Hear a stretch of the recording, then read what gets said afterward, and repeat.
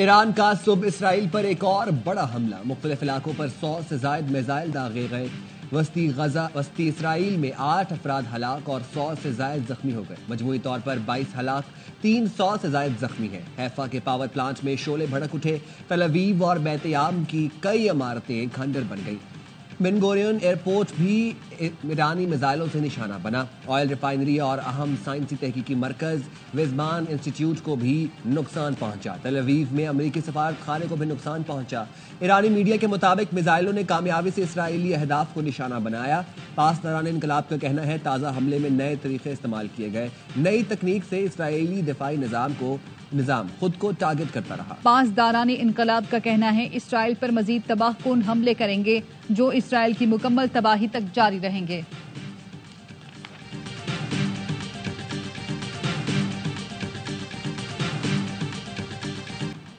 اسرائیلی وزیر اعظم کا تہران میں پاسداران انقلاب ہیڈ کوارٹرز پر حملے کا دعویٰ۔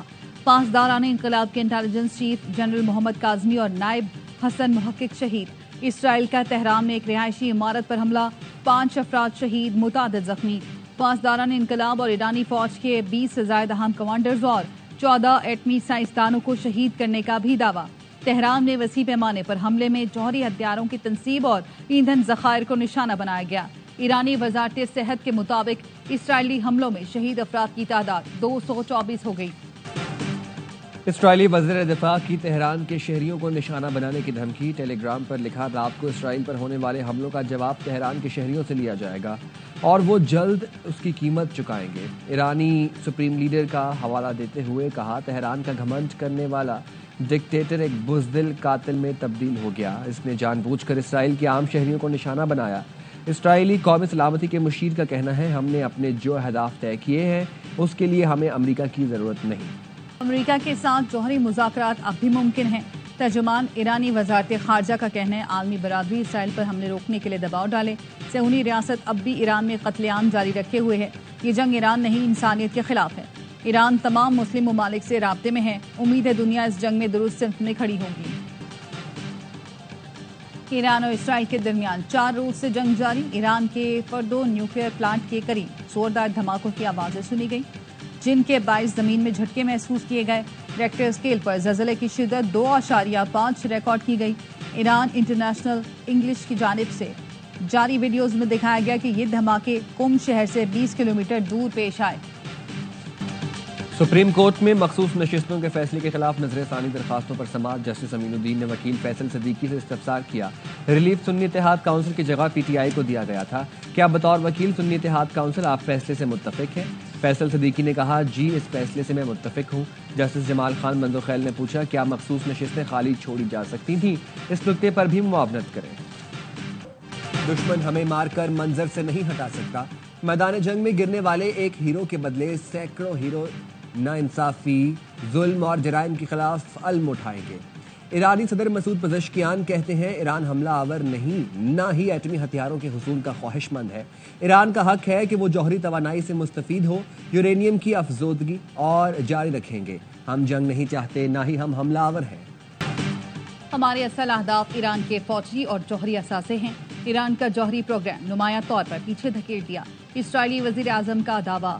امریکی ٹی وی کو انٹرویو میں کہا، نتنز اصفہان میں ایٹمی تنصیبات پر حملوں نے جوہری پروگرام کو پسپا کر دیا۔ ایران جوہری ہتھیار حوثیوں اور دوسروں کو فراہم کرنا چاہتا ہے۔ اسرائیل کو جو بھی اقدام کرنے کی ضرورت ہے کرنے کو تیار ہیں۔ اب وقت آ چکا ہے ایران اور اسرائیل معاہدہ کریں، دونوں کے درمیان جلد امن ہوگا۔ ڈیل کے امکانات زیادہ ہیں۔ امریکی صدر ڈونلڈ ٹرمپ کہتے ہیں، اگر ضرورت پڑی تو امریکہ اسرائیل کا ساتھ دے گا۔ مشرق وسطیٰ میں دشمنوں کے خلاف جنگ میں شامل ہو سکتے ہیں، کبھی کبھی اپنا دفاع کرنا پڑتا ہے۔ جنگ بندی کے لیے روسی صدر کا کردار قابل تعریف ہے۔ اسرائیل ایران تنازع بڑھا تو سب سے پہلے مشرق وسطیٰ کے ملک شکار ہوں گے۔ چینی وزارت خارجہ کے ترجمان کا کہنا ہے، فریقین کشیدگی کم کرنے کے لیے فوری اقدامات کریں اور خطے میں مزید انتشار روکیں۔ تہران میں موساد کی ڈرون فیکٹری پکڑی گئی، مزید 2 ایجنٹ گرفتار۔ 200 کلو بارود، 23 ڈرونز کا سامان برآمد۔ پولیس ترجمان کا کہنا ہے، 2 ایجنٹوں کو تہران کے شہر رے سے گرفتار کیا گیا۔ خبر ایجنسی کے مطابق 3 منزلہ عمارت اسرائیلی ایجنٹوں کی جانب سے ڈرونز کی تیاری کے لیے استعمال کی جا رہی تھی۔ اتوار کو البرز سے موساد کے 2 ایجنٹ گرفتار کیے گئے تھے۔ موساد کے لیے جاسوسی کرنے والے اسماعیل فکری کو پھانسی دے دی گئی۔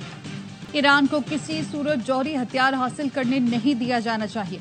यूरोपीय कमीशन की सदर की इसराइली वज़ीर आज़म से फोन पर गुफ्तगू। कहा सिफारती रास्ता सबसे बेहतर हल है, लेकिन ईरान की जानिब से अक़वाम मुत्तहिदा के जौहरी निगरां इदारे के साथ ताउन न करने पर इसराइल को अपने दिफा का हक हासिल है।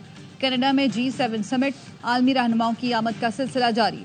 कॉन्फ्रेंस में बैनुल अक़वामी सिक्योरिटी और आलमी इस्तेहकाम पर बातचीत होगी। इसराइल ईरान तनाज़ा एजेंडे में सरफ़हरिस्त होने का इम्कान। दुनिया को इसराइल की एटमी ताकत से होशियार रहना होगा। आलमी बरादरी को इसराइल के बेलगाम एटमी सलाहियत पर तशवीश होनी चाहिए। वज़ीर दिफा ख्वाजा आसिफ कहते हैं इसराइल एटमी अदम फैलाव के मुआहिदे NPT का फरीक है, न ही किसी दूसरे बैनुल अक़वामी मुआहिदे का पाबंद। इसराइल का जौहरी प्रोग्राम आलमी अमन के लिए किसी खतरे से कम नहीं। पाकिस्तान एक जिम्मेदार एटमी रियासत है। पाकिस्तान आलमी एटमी ज़वाबित अदम फैलाव के उसूलों की मुकम्मल पासदारी करता है। हमारा जौहरी प्रोग्राम महज अपने दिफा और आवाम की हिफाजत के लिए है। ईरान की मुख्तलिफ यूनिवर्सिटीज में फंसे पाकिस्तानी तलबा वतन वापस रवाना। 80 तलबा होर्मज़गान मेडिकल यूनिवर्सिटी और 97 तलबा ज़ंजान मेडिकल यूनिवर्सिटी से वतन वापस रवाना हुए।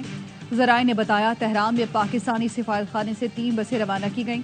ज़ंजान से भी तलबा की 3 बसें पाकिस्तान रवाना हुई। होर्मज़गान यूनिवर्सिटी के 9 तलबा अपनी मदद आप के तहत वतन वापस आ रहे हैं।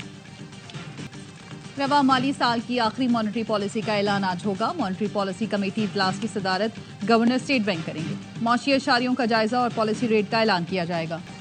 पंजाब काबीना ने बजट की मंजूरी दे दी। सरकारी मुलाजमीन की तनख्वाहों में 10 और पेंशन में 5% इजाफे की मंजूरी। पंजाब का बजट आज पेश किया जाएगा। पंजाब असम्बली ने अवामी आगाही मुहिमात को कानूनी तहफ़्फ़ुज़ देने का बिल कसरत राय से मंजूर कर लिया। वज़ीर इत्तलात पंजाब अस्मा बुखारी का कहना था कुत्तों के साथ तस्वीर बनवाना तो ज़ाती तशहीर हो सकती है। अपना घर अपनी छत, साफ सुथरा पंजाब, हेपेटाइटिस प्रोग्राम ज़ाती तशहीर नहीं है।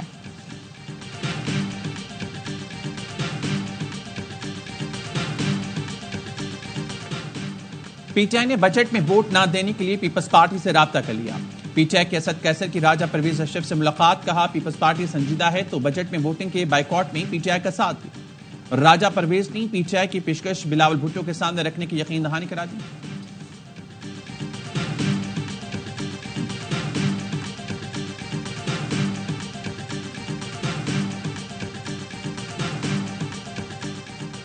सुप्रीम कोर्ट में मखसूस नशिस्तों के फैसले के खिलाफ नजरसानी दरख्वास्तों पर समाअत।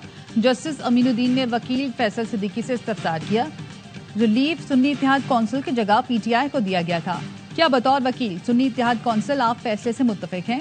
फैसल सिद्दीकी ने कहा जी इस फैसले से मुत्तफिक हूँ। जस्टिस जमाल मंदोखेल ने पूछा क्या मखसूस नशिस्तें खाली छोड़ी जा सकती थीं? इस नुक्ते पर भी मुआवनत करें।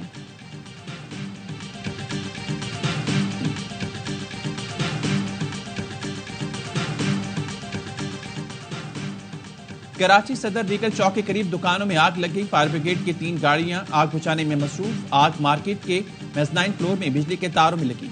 मार्केट के बलाई मंजिलों पर रिहायशी फ्लैट्स को खाली करा लिया गया। और कराची में दोपहर 3 बजे के बाद बादल बनने का सिलसिला शुरू होगा। महकमा मौसमियात के मुताबिक शहर के मुख्तलिफ इलाकों में हल्की और गरज चमक के साथ बारिश हो सकती है।